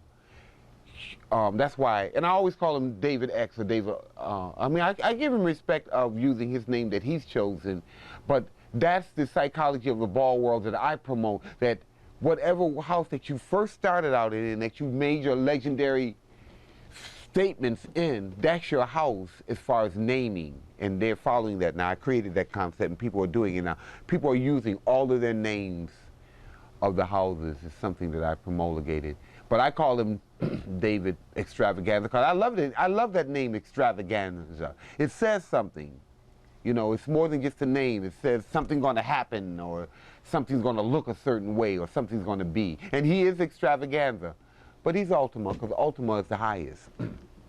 But he and I are good friends.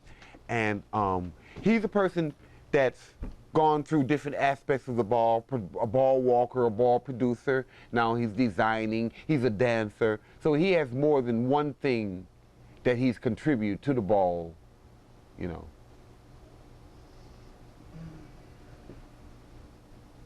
What is your opinion on GMAT and the House of Council of Houses? How, you know, what is your opinion about these community organizations coming forefront and help the ball community? Oh, okay, my views on the New York City Council of Houses, I was with them, but they just went flat. They just dropped it.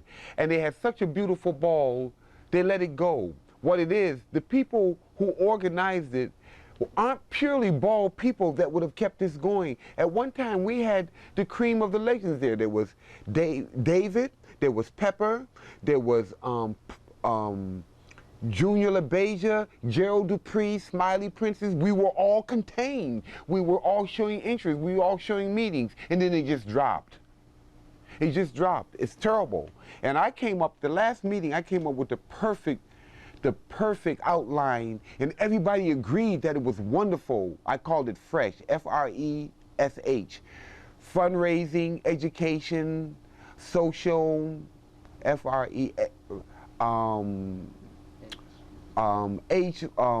H was health, R was recreation. Fundraising, recreation, education, social, and health. And I built a program under those 5 aspects, which captured everything that it could have done. It dropped. I'm so disappointed with them because they have the resources, they have the space, and they could generate proposal money. They started off good, they, you know, have everything, and then they just let it go. I mean, we were all interested in that. And I don't know now if you can generate those people to get back together again. You know, we came for 3, 4, 5 weeks, and each week it faltered each week, and then one week we were told that the council was going to get back to us, and we never heard anything. And who produced the council? Who was behind GMAT. GMAT produced the council. In fact, tomorrow I'm there. What they're doing tomorrow? Every Sunday, 2 to 8. GMAT is having a meeting. Every Sunday, the 50s and older group. And then they have the younger groups, I think, Thursday and Friday nights.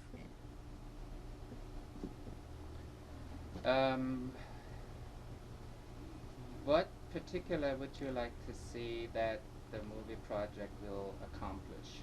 Now that you have an opportunity to say what you want to say, the messages that you want to send, and what...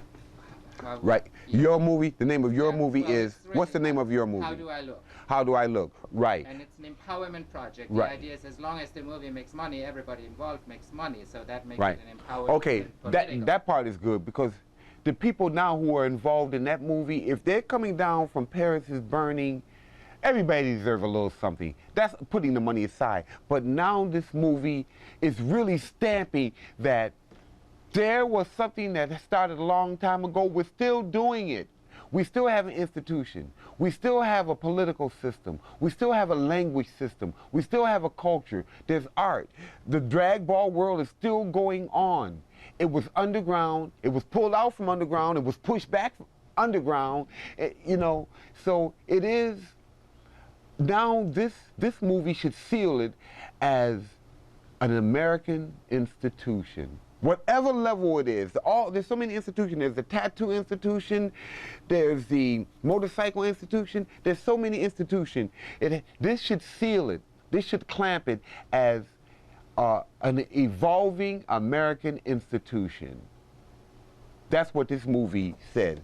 Because Paris is Burning said, here's a subculture, an underground subculture. It pulled it up and showed it.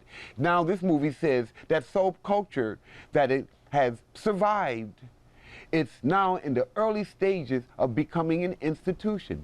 Subcultures turn into institutions after existence, if they survive, if they have everything, if they develop. And institutions are developmental. They have everything. There's a language involved in the drag ball words, certain words that are not relevant to anything else. There's certain type of music, there's certain dress, there's modes of character, behavior, look, style, the name system.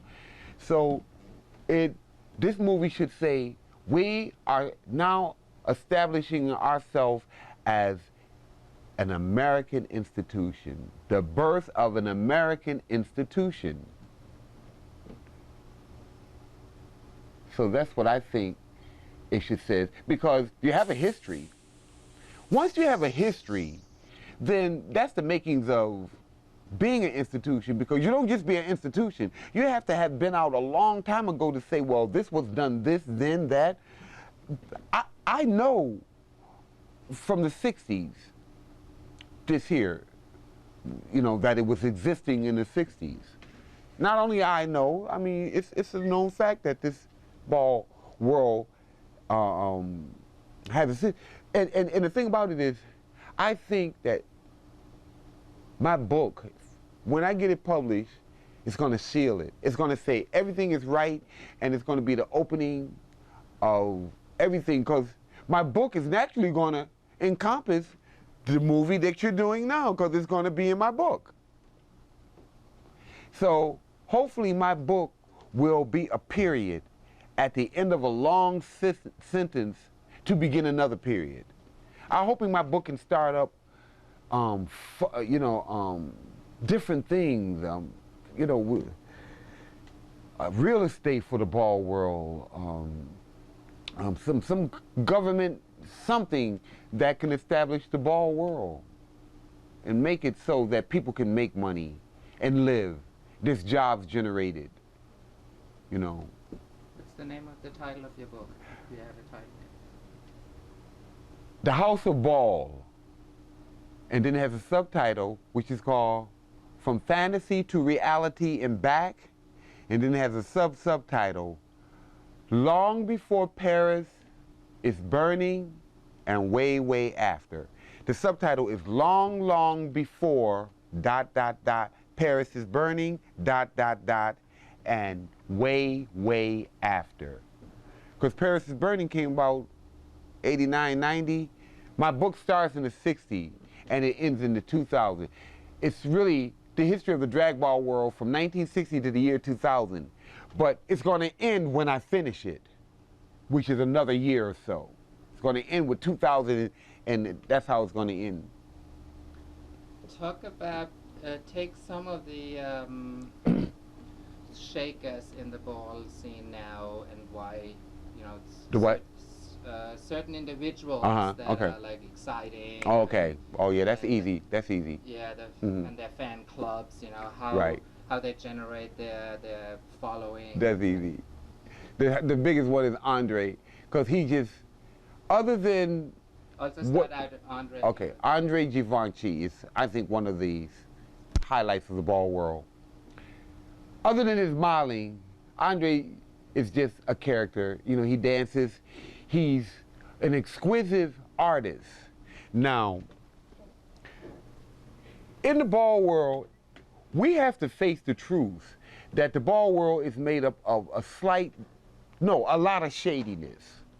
And the shadiness that the ball world is made up of, people don't want to talk about, so I'm not talking about it. But it's a part of what people do. Andre has a lot of qualities. All I can say, he's always got something going. When you can get 75 people to do anything you want them to do, then you have power. Whether you wear label clothes, whether you're a dancer or not, he has a power. Even if he didn't dress, he has a personal power that can get 75 people together at the house and want to be Mizrahis. Will look for him for guidance for what should I do, what should I wear. He can close a ballroom down, and he's done it. He has stopped the ball. He has told people, don't go to the ball. And they didn't go. And a lot of other people heard who he didn't tell not to go to. He has told his house, don't go to a ball.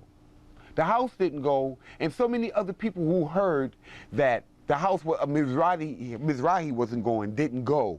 I went to the ball, but if I had heard that not to go to that ball, I think I would have went anyway, because I am a Mizrahi. I'm the great-great-grandfather of the house of Mizrahi, and I would have gone there to the people who gave the ball, who Andre had the discrepancy with, who banned the ball. I would have just went. And I would have told Andre, look, I have to go to this ball. I know you banned it, but I'm just going to go because I'm the intermediary. In fact, I went to the ball and judged the ball. But you know what? I didn't even know he had banned the ball until afterwards. I said, this ball is empty. And then afterwards, I found out that he had banned this ball that I was a judge at. And I'm glad that I was a judge at that ball, because they had dismissed the panel and people didn't want to judge anymore. So I just went up and sat down, and the person who gave the ball said, thank you, Marcel, for judging. And at that time, he knew that this ball was banned, and he knew that I was with the House of Mizrahi, but I didn't know it. That was really something that blew my mind, to say the power of Andre. I don't think he misused his power. I guess he had a reason for doing what he does. I think he's basically a fair person. I love him. Every time I go to a ball, I'm usually bringing him something. So I don't know what that was all about. But he has a power. Another person that has a power is Kevin. Kevin's power comes from now that he is the most universal mother. He got houses in more cities than any other house. And he's still active here. Also, he's now, you know, he's very political, and he's doing things other than just walking or going to balls. Of course, Octavia. Selvin Mizrahi's got a big mouth, but I like him because he's comical. But he's got a big mouth. He's got not a nice attitude towards the new school. Most of the new school hate him. I don't hate him.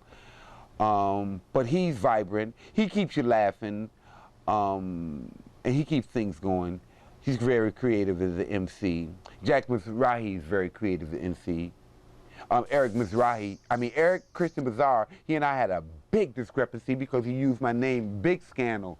This scandal reached the Village Voice. They wanted to write about it. But that's resolved now, and so he and I are no longer at each other's throat, because he read me at balls and I wrote a scandal sheet, and that canceled everything out. He's exciting due to the fact that even though I don't have a great love for him, he gives balls. He's out there. He makes things happen. A lot of people, I don't love everybody that's great in the ball world. I quickly say I don't love them, but I can quickly also tell you why they're great. R. Chanel's not one of my favorite people, but he's still out here. He's the old school, go back to I remember him from the middle 80s. He's shady, and he did something shady to me, but I decided to forgive him, so I speak to him now. But he's a shaker. You know, he get things going. Whether these people are my good friends or not, there's people that cause excitement. There's a lot of other people that cause excitement out here. I can't think right off. Some of the transgenders. Oh, the new ones, Deja, I like Deja because she dancing, she's very polite. Sanaya, I remember when she was a flat chest boy. Me, Sanaya, Moldavia, and Chantel, the French photographer, we used to hang out together at all the balls for a while in the early 90s. Sanaya, she's okay because she's come through.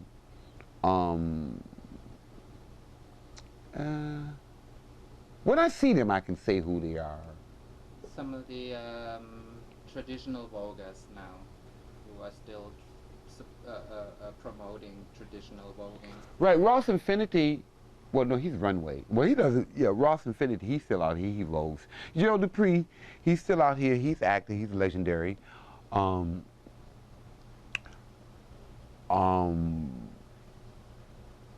I can't think right off, but. About the Legends or Hall of Fame what is your opinion? The Is Ballroom this- Hall of Fame. Yeah, is Yeah. this something legitimate or is this something shady or? It can't possibly be shady due to the fact that ain't nobody else came up with it. Nobody put the money out for it. He doesn't make any money from it. He has decided to do what everybody else done, established an award. It's the Academy Awards of the Drag Ball. So it's not shady because the people that he put into the Ballroom Hall of Fame have been doing things for a long, long time. It may not be shady. It was shady to me for only for 1 year because the year I didn't get the award, I said, oh, they should have me up there. But after I got my award, I saw it wasn't shady, and then I was wrong to think that when I was thinking it was shady, when I didn't get an award, I was wrong then when I thought back, the people that got the awards deserved the awards before I got mine because it was known for things that they've done before before people began to know me. I don't think it's shady. I say it was shady if there was some money involved, some money generated and you had to pay somebody to get the award, but that's not how it is. I voted for them and I've voted and I've seen that from the years that I've voted that most of the winners were who I voted for. So it does coincide with how I see it. Or, the people got to know that you get this category thing and you have to know who you're voting for, who did what this year, who did what that year. And it's really a project to vote for 80 different categories, these different people. So it's not too shady. I don't think. I think the whole ball world is shady. There's so much shade in the ball world that once you realize that the ball world is shady, a lot of people are shady, that's the cancellation of the shade. You can't go over and say, this is shady, that's shady. You know she ain't no good. You know she's a thief. You know she's a prostitute. You know she's a liar. So you can't go on forever saying that they're shady. The ball world is shady. And if you decide to come to the ball world, be a part of it, be a model and all like that, accept this here. And stop hollering about she's shady, she's a thief, she's a crook, she ain't no good. Because there are some good in this world where the world is shady. They're not bad. They're not. And I know they're shady. I cringe sometimes to think about the thousands of dollars of clothes that people have on that they wear for labels and where they got them from. You know, they stole them. You got to face it. They stole them some kind of way. They stole them. However they got them, they stole them. They didn't pay for them. It's not theirs. But that's the shade. That's, I think, what America made these people who couldn't get a decent job to go buy that. America is partly responsible, plus the larceny within the individuals themselves.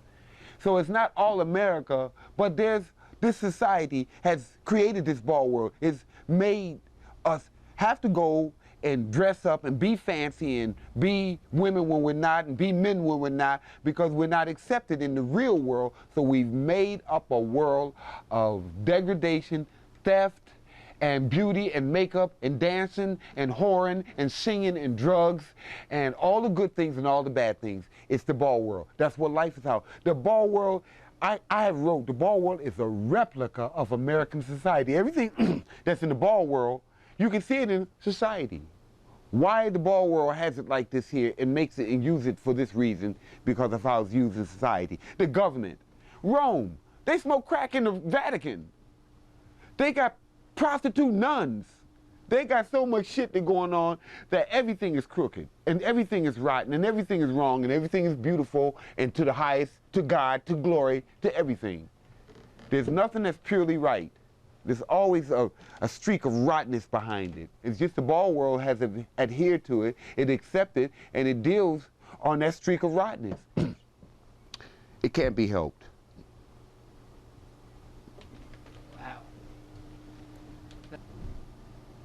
Okay, Marcel, let's talk about your black acting.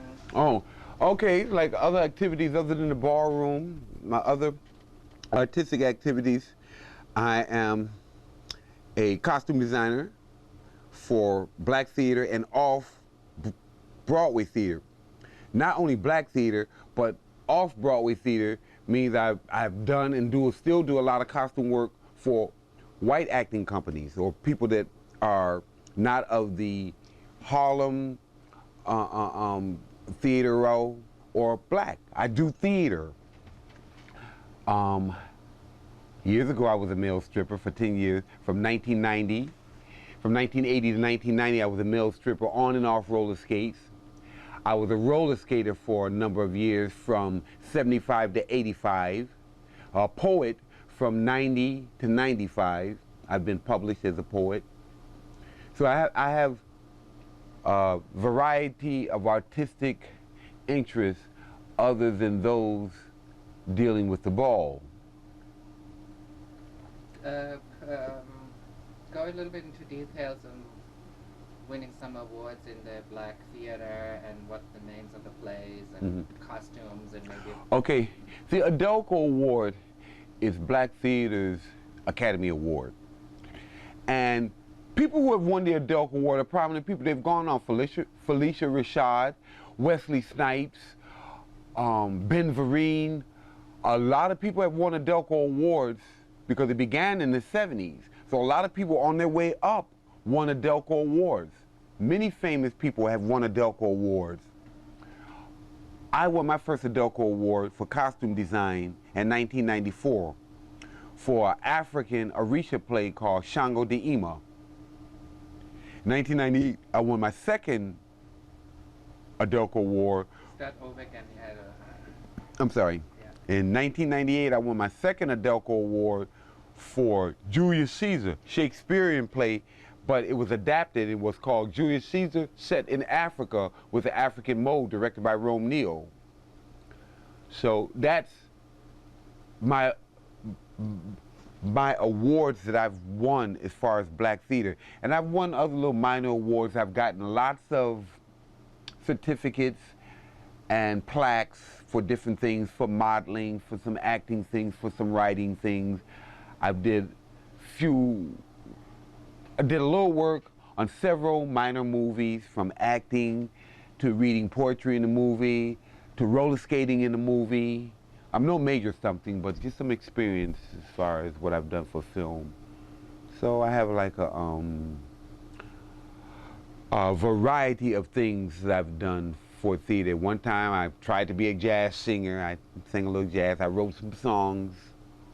I wrote raps, gone in the studio, got tapes, performed them, but I haven't made a record, or don't have a demo or anything like that. But I do have some experience. In fact, I did some raps that I performed at balls, and I've done some rap that I performed at straight affairs. So I wrote raps for balls and regular raps. This was in the early 90s. Tell us a little bit about your poetry and some, you know, okay. maybe give a little poem, short poem.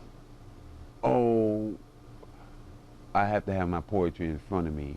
But here at New Eurekan, I've gotten into a lot of poetry. For a while, I was around New York reading poetry in the early 90s, up into 95, 96. I've done the slam here. I've won slams here. That's a major contest. Anybody know anything about poetry and poetry slam, you'll know that you have to be somewhat of a poet to even be in the slam. I've won slams and I've lost slams. I've read here regularly. I'm one of the New Eurekan Poets Cafe's regular readers, devoid of the costumes or anything else.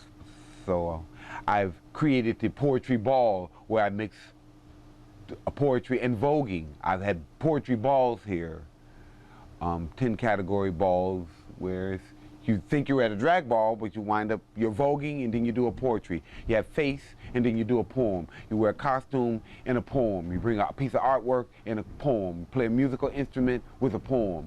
So I created the poetry ball, which has been promoted by the House of Xavier.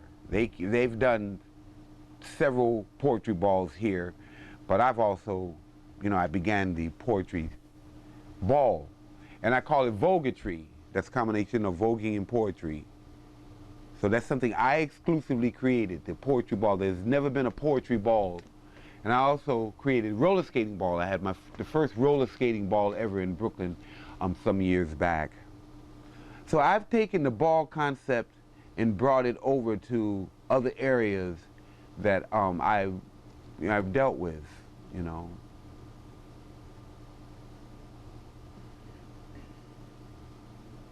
Just had a question and I lost it. Tell them what's Oh, put the cup. oh, back, right. Yeah. Okay. New Eureka Ports Cafe, actually what happens here is they have a 6-night program. Every night they have something. Only Monday night is closed night. That's the night the theaters usually close. There's usually no theater on a Monday night. I think Broadway's having theater on a Monday night. I'm not sure, but Monday's a closed night. So 6 nights a week they have something here. They have everything. They have plays. They have Latin bands, jazz bands, pop bands. They have poetry. Oh, a variety of things they have. They have rap shows, different things. They have a calendar here, and each night features 2 somethings. 2 programs they have a night here. Our early program from 7 to 10, and then a 10 o'clock program until. So it's a very versatile place. I'm the costume designer here, plus I'm the maintenance person and the wardrobe person for work that's done here in theater. So I'm here year-round. Even when New Eureka is not doing a play, I'm here helping other productions that come in here as far as dressing and, you know, supplying them with different things that they need, keeping, you know, and I keep the shop here. And I do my personal work here. So New Eureka is it serves a lot of purposes for me. What's going on the different floors?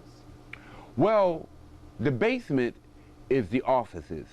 The main floor is the theater and the performance floor for the poetry, for the shows. They have a balcony. And then we have the 3-floor loft shop. This floor and 2 more floors above, which utilizes everything from the actors' changing room to the storeroom to rehearsal room. It's the prop area. It's everything. They have the meetings here. So these 3 floors, which is considered New Eureka Ports Cafe Porch Costume Shop, is the overall place. We have a library here. We have a music area. So that's the function of this building. And this particular area where we are now? Here is my personal sewing area. Right here is my machine. This is where I sew and create and do the work that I have to do here. You know, I make dolls. I make doll outfits. Other than costumes, I do all kinds of arts and crafts. I make props. I make shields, weapons. I do the banners. I do crowns, neck dresses. So I do a number of sewing things.